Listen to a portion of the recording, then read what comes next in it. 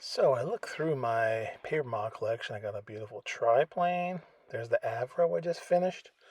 Back in the back is that Siemens Schukert in there. There's my D2 I just finished. That's lovely. Got an SE5 back there. That's good.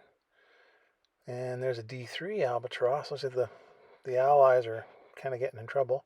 There's a Newport. That's beautiful. A nice, really nice Spad. There's a Falls. Another beautiful Albatross. And and then I got this beautiful, lovely Fokker D7. So it's like, what am I missing? What airplane, quintessential, absolutely well known airplane, could I possibly be missing?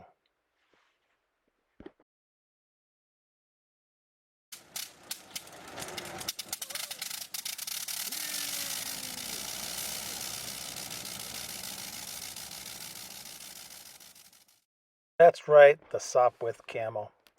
This will be a fun build. It's 1/33rd scale. It's by, I think it's pronounced Mali Model Arts, although I'm not Polish, so please someone correct me. It's a Sopwith Camel.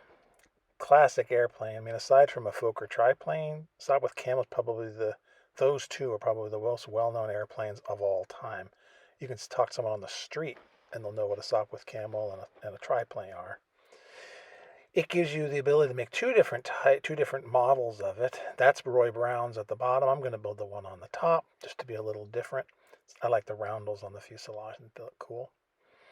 Up here in the first page of the instructions here, those are the components for Roy Brown's. So it gives you the ability to do both, as I said. So these are all Roy Brown's parts because he's got red tail and red components around the cowlings and stuff, and that red stripe on the top of the wing by the cabane.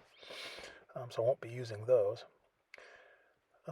But up here are the fuselage sides inside. You can see they're well printed, and there's a lot of pieces up there. They're going to be made thicker. I'm going to put them on 1/32nd balsa as usual. There's some tail pieces, rudder, fin, stabilizer, elevator. So that should go hopefully swimmingly, just thinning out the balsa till I get it to the right thickness. And then here are other parts, so you can see the fuselage sides up on top there. I do like the coloration on these. The textures are pretty nice. They're better than the Albatross. There's the tails, or than that D2 I just made. There's the machine guns. There's cylinders for the engines.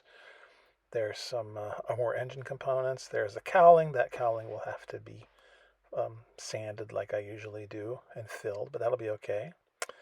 Here are the wings, and they look good. The center section, and there's wingtips.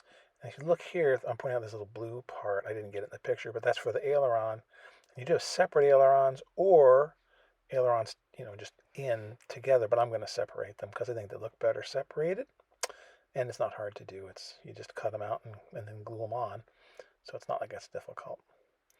And then the last page of kit components includes the propeller blades right there. And there's some more wing. I guess the bottom wing in this case. Yeah, because the little black things on the edge are for other parts. And then back here or under here are the wing ribs. I think we're probably going to maybe make more ribs. That's one thing I'm worried about. Seems like it's a little bit shy on the ribs. And then this page has all of the components together, and these are stepwise instructions essentially to let you know where things are going to go. And you can see how that goes together. The bottom piece are all the wires. Love it.